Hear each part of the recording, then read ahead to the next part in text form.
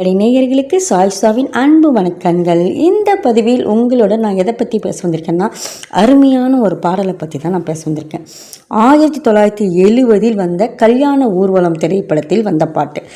கூந்தலிலே நெய் தடவி குளிர்வெளியில் மை தடவி காத்திருக்கும் கன்னி மகள் காதல் மனம் ஒரு தேனருவி.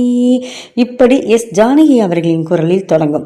இப்படி இந்த பாடல் போயிட்டே இருக்கும்போது குறிப்பாக இந்த பாடல் தனக்கு வரும் கணவனை நினைத்து பாடுகின்ற பாடல். சரிங்களா? பொதுவாக டூயட்னா 2 பேர் பாடுறது, அவ்வளோதான்.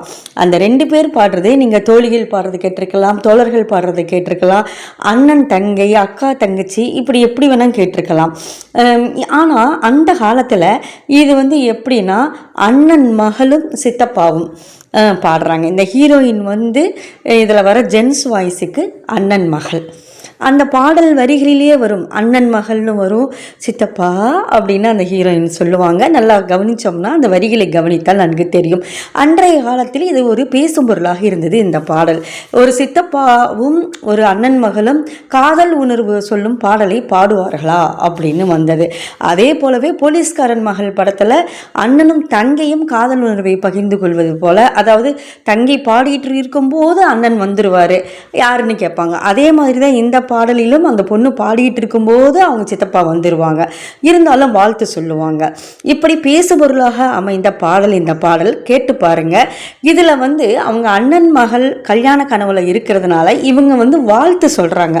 அந்த வாழ்த்தை கேட்டு பாருங்கனே. 1000 காலம் கடந்து விழி நீரினி கண்கள் மறந்து அன்பினும் வானில் பறந்து நீ வாழ்ந்திட வேண்டும் இணைந்து இளம் பருவமனையில் இரு உருவம் நனைந்து வர் கல்யாண ஊர்வலமோ கல்யாண ஊர்வலமோ அப்படி வரும்.